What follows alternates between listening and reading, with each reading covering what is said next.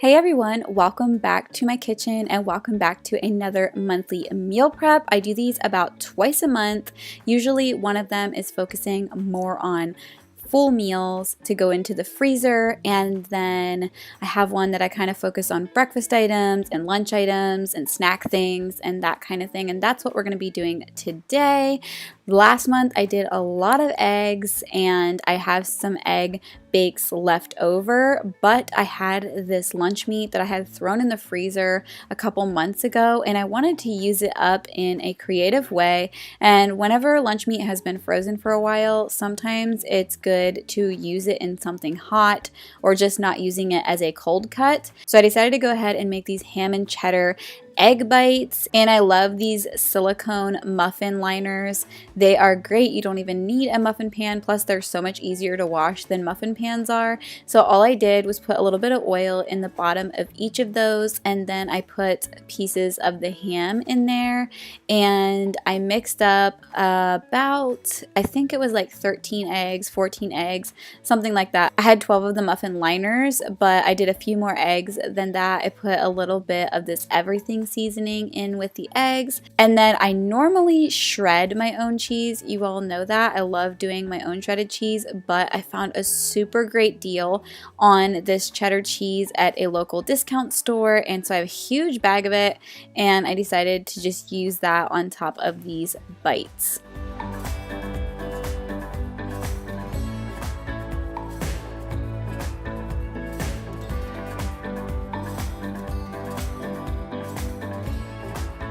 Next, I washed up my berries that I was going to need for two different things this day. So I just put them into my little colander in the sink and got them all rinsed off. Something I like to keep in the freezer, especially for my daughters, is smoothie packs. Now that they're to the age that they are, they can actually make smoothies themselves, and if it's all assembled for them, it's just so much easier. So I like to use this canned coconut milk, and then I had some agave syrup I needed to use up, so I just went ahead and put that in there to sweeten it up a little bit. The thing I love about making these coconut milk cubes to go in these bags is you really don't need another milk. So you can actually make these up with water. So even if you are out of milk that day, you can still pull these packs out and throw some water in with the blender, and it's still a really creamy, yummy smoothie. Plus they're getting all of the added benefits of the coconut milk. So I just put them into some silicone molds. These are actually for chocolates, and then I had this random silicone ice cube tray and put them in there just to make some cubes to go into the bag so that they're easier for the blender to blend up. And then I asked the girls what they wanted because we were out of our smoothie packs I made the last time, and they said, "Mom, can you please do one with pineapple and strawberry?" So that's what I went with, since they're the ones that eat these the most. So I just got a nice juicy pineapple. This one was so ripe and delicious, and cut up these strawberries, which were huge, and so I cut them into pretty much fourths to go into the smoothie pack. The main idea is you don't want your blender to have to work too hard, and everything's around the same size to throw in the blender. And then at this point my egg bites were done, and I went ahead and pulled them out of the silicone molds just so they would cool faster so that I could put them into the freezer. And I generally reheat these in my air fryer since I get questions a lot on how I reheat things.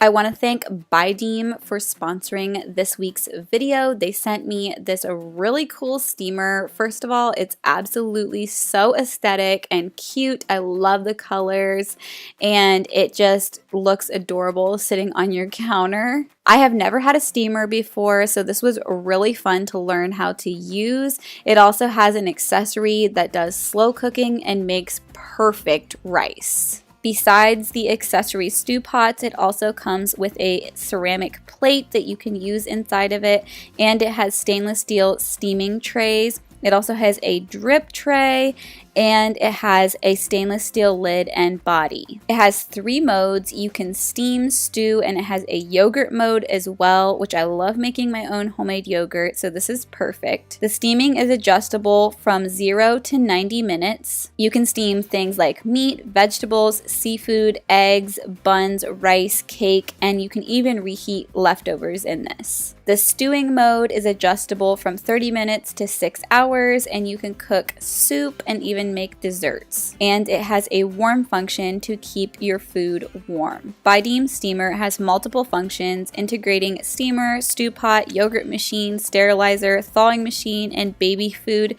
supplement into one. It is very convenient for you to live a healthy lifestyle. The steamer produces steam quickly within 1 minute. It does not leak air, it does not spray water, and it is very quiet. The pot cover with a curved design makes sure that the steam will not drip onto your food. It has a drip tray to be sure that the dripping of the food will never flow back, ensuring that the food and machine stay clean. The smart control allows you to walk away with no need to stand over the stove and worry about your food. The steamer has a dual protection functions. When the water level is low, the cooker will automatically suspend running and prompt you to add water.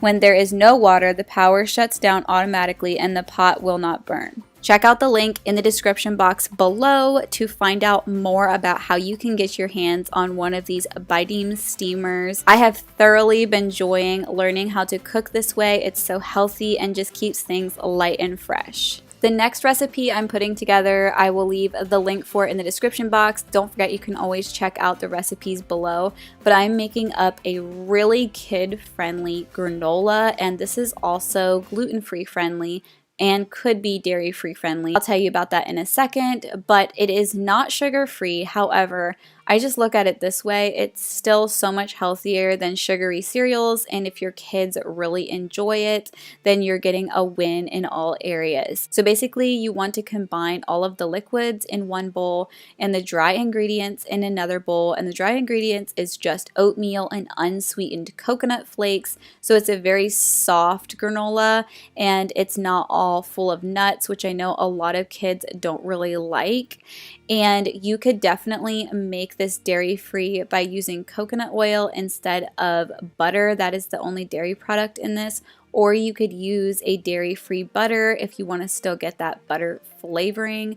After you mix the wet and dry ingredients together, you just spread it out on some cookie sheets and you put it in the oven. The other thing that's very nice about this recipe is you don't really have to do a lot of stirring. I did stop at one point and stir it a little bit, but you could really just leave it in the oven the entire time that it's getting crunchy.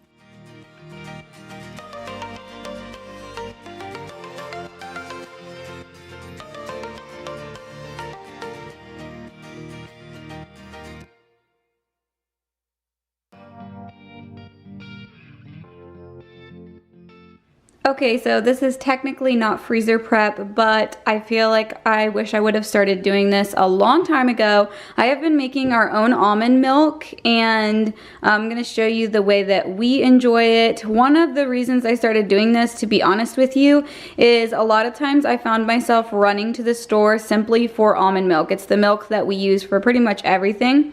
And so this way I can buy almonds in bulk, and I really save a lot of trips to the store, and I can just make it when we need it. It's so easy, and I really don't add anything to mine. Some people add salt or vanilla or other things. I just do it very plain. So all you want to do is the night before you want to make it, or even maybe like in the morning and then you make it in the afternoon, give it a good handful of hours to soak. You want to put about a cup of almonds, raw almonds, into some water, and you're going to just soak them. And basically it softens them up to get them ready to be blended. I like to pour mine into my nice little milk jug I have here. So I'm going to drain off this water that they were soaking in, put it in here, and then I'm going to fill this jar 1.5 times. So this is 1 cup of almonds soaked, put in here after it's been drained, and then you want to add, at least this is the way we enjoy it, about 6 cups of water into here. blend it until it is completely milky looking, and then I will show you the next step.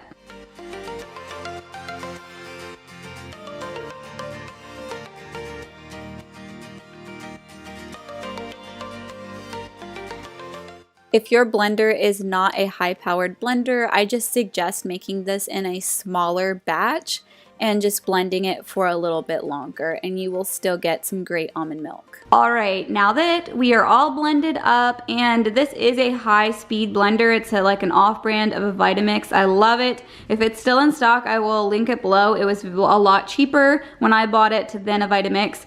And you're just gonna need a bowl. It doesn't really matter what bowl. And then you can use cheesecloth for this, or when I first started doing this, I didn't have any cheesecloth on hand. I'd have some now, but I've just continued to use this. This is actually a piece cut out of a white t-shirt, and so I just continue to use it and wash it at the sink, just hand wash it, because obviously you wouldn't want to use detergent and things like that on this cloth if you're straining your milk through it. So you just need to lay it in here and then pour your almondy mixture into here. You're gonna gather it up together and wring out, and you will see all of the almond milk come out through the bottom. And it's that easy. By the way, if you are a coffee drinker and you like to froth your milk, this homemade almond milk froths so much better than store-bought almond milk, and the taste in coffee is just unbeatable. Also, I do save the pulp, as you're going to see me putting it into a freezer bag. Once I have a freezer bag full, I will be dumping this into my dehydrator and making up almond flour with it, so none of it goes to waste.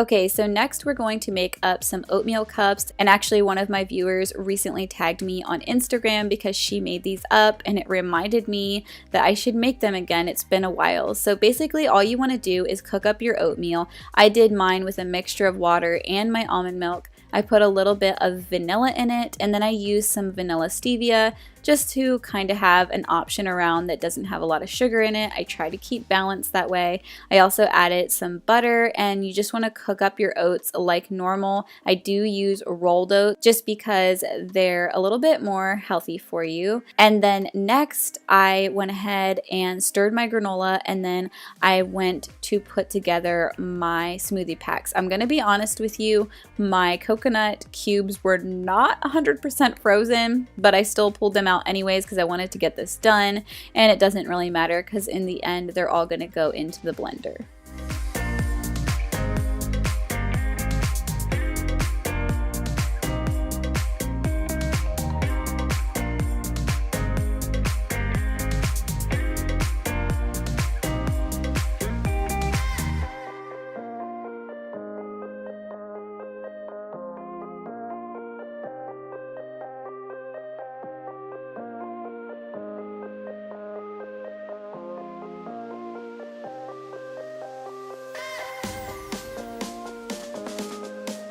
Okay, so back to my little oatmeal cups. The basic idea with these is just to replace the little packets of oatmeal with a healthier version. And so I'm back to using my silicone muffin liners, and this is just really simple. All you do is scoop the cooked oatmeal into each one of them. You can top them with slivered almonds. You can do anything that you enjoy or your children enjoy if you're making it for them, and you pop them into the freezer. And then when they come out of the freezer, all you have to do is peel them out of the silicone liner, put them into a large Ziploc bag, and then when somebody wants oatmeal, you just take out that portion size and you can heat it up really quickly. At this point, my oatmeal was done and pretty cooled, so I went ahead and put one pan into one of my cereal containers for in the pantry, and then the other pan I put into a freezer bag and threw it into the freezer. I'm going to be honest, I think this is the best granola recipe I have ever made, and I've made quite a few, so that's saying a lot, but this was so delicious, and my daughters were honestly begging for more of it because they enjoyed it so much.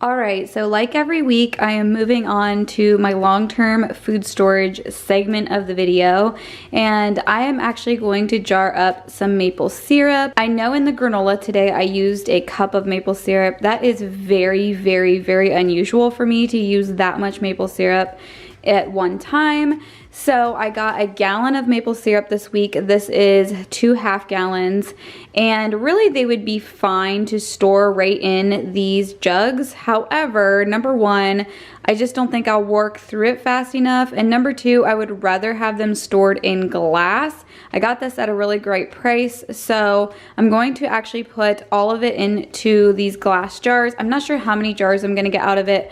I'm hoping at least 6, and we'll see if I need the other 2. Then I'm gonna do something called dry canning, and I want to be very clear on this. There is only certain things that you can do this with. Please do your research.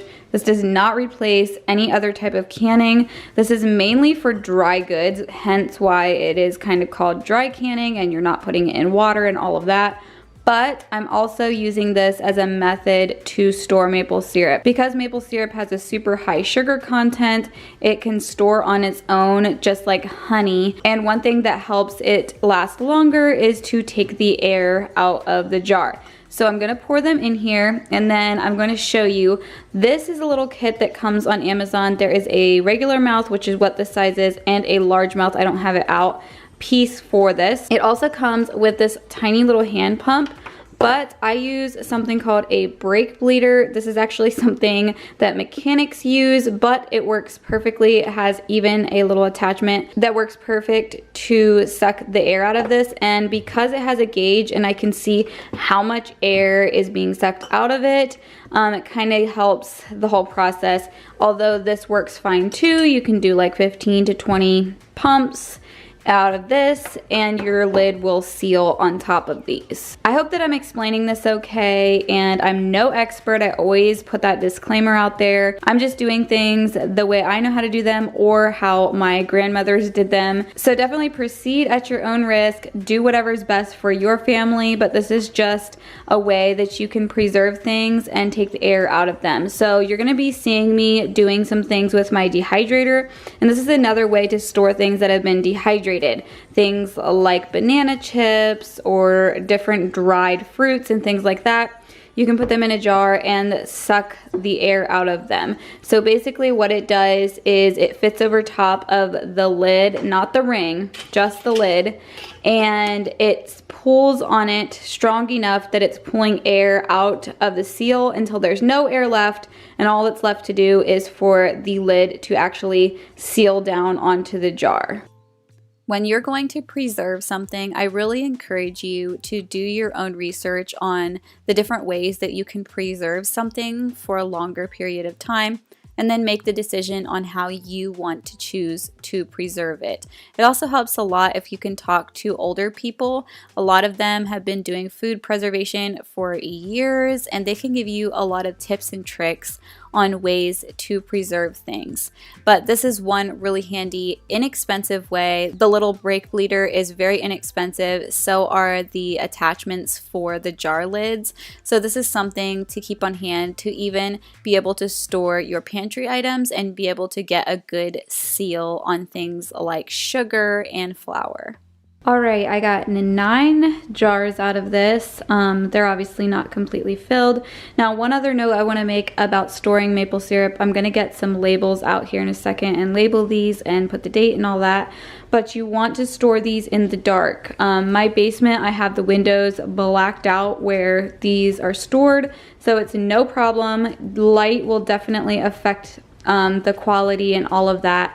of these, but they can store a good long time and you will have maple syrup. So you can buy maple syrup in bulk and save a little bit and then kind of repackage it this way, especially if it's not already stored in a glass bottle. And the labels are washable, which I love. I use them for all of my canned goods. Basically, when you go to wash the jar, the label pretty much melts off, so it saves you a lot of time and you don't have to write on the lids, and you can see from the side when it's on the shelf what is inside. Thank you all so much for watching today. I hope this video inspired you. Subscribe if you're new. Let me know in the comments what you thought. Leaving comments always helps me out and helps out the algorithm with my channel. And give me any ideas on something that you would like to see for long-term food storage. And I'll see you all in my next video.